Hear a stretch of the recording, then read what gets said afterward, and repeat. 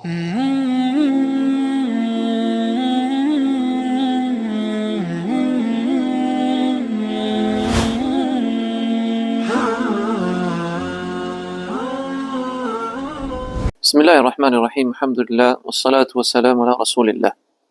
Vazhdojmë me temën e 12, e cila është sifatu sabri wa ghayriha, cilësia e durimit. Allahu subhanahu wa ta'ala thot Kur'anin Kerim, lejse kemithli shay'un wa huwa as-sami'ul basir. Zoti subhanahu wa ta'ala nuk ka të ngjashëm me të. Ai është dëgjuesi, shikuesi.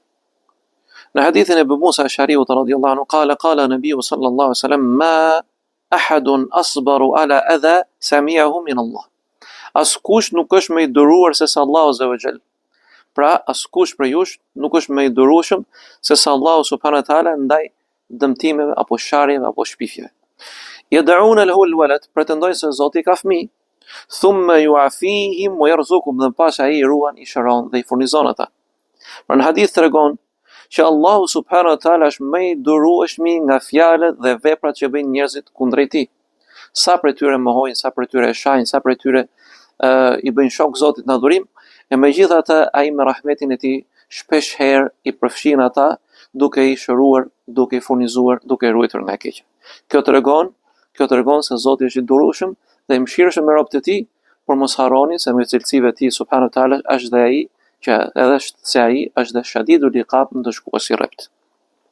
Në hadithin e Nawas ibn Sam'anit qala sami'tu Rasulullah sallallahu alaihi wasallam, në hadithin e Nawasit radhiyallahu anhu thotë kanë dëgjuar pejgamberin të thotë, yaqul ma min qalbin illa bayna isbi'ain min asabi ar-Rahman, nuk ka ndonjë zemër e cila vetëse është në duart e Allahut azza wa jall, ose nëse do të përkthejmë në hadithin drejt për drejt, është në gishtat e Zotit subhanahu wa taala.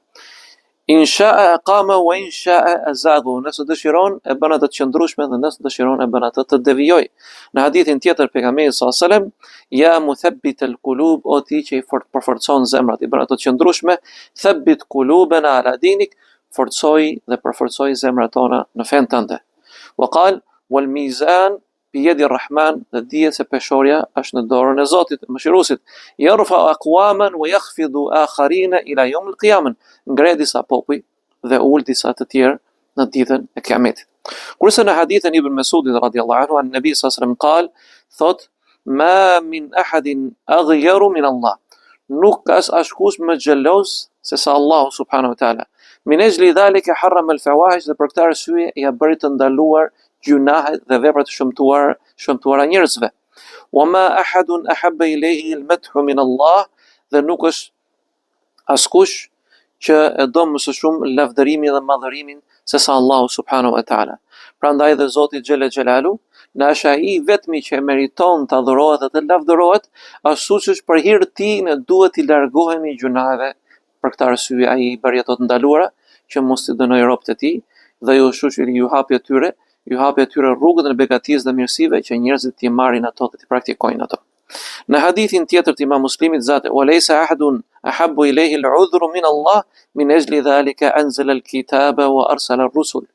Dhe nuk është dikush që më së shumë t'i do arsyetimin, t'ju japi arsye, t'ju japi shkak që robëve të tij, pra, se sa Allahu subhanahu wa taala. Për këtë arsye i zbriti librat dhe i dërgoi pejgamberët që t'i parlajmërojë ata, t'i udhëzojë ata, pra t'i nxjerrë ata nga errësira në dritë, pikërisht që mos të kenë nesër në argument para Zotit, që thonë o Zot, nuk na lajmërove, nuk na tregove, nuk na udhëzove, nuk na mundsove të dinë vërtetën, prandaj vëllezër dhe motra, duhet të kemi kujdes nga çdo gjuna. Në hadithin e Abu Hurajrës, pejgamberi sallallahu alajhi wasallam thotë, an-nabi sallallahu alajhi wasallam annahu qala inna Allaha yughar, inna Allaha yaghar, wa ghayratu Allahi an ya'ti al-mu'minu ma harrama Allah, Allahu është xhelos, dhe xhelozia e Allahut është që dikush prej besimtarëve të shkojë, pra dhe t'i afrohet harameve të Allahut azza wa jall, ato gjëra që i nga ndaluar Zoti. Prandaj vëllezër dhe motra, larg haramit, larg gjunaheve, Zoti ju na do të jemi njerëz që të rrim larg problemeve, larg shqetësimeve, gjëra të rënda, prandaj neve do të merrim përgjegjësi për veprat që ne bëjmë dhe atë që ne zgjedhim dhe që jemi përgjegjës për to, dhe nuk do ta marrim përgjegjësi për çështjet që i ka dorë vetëm Zoti subhanahu wa taala. Walhamdulillah wa sallallahu ala nabina Muhammad.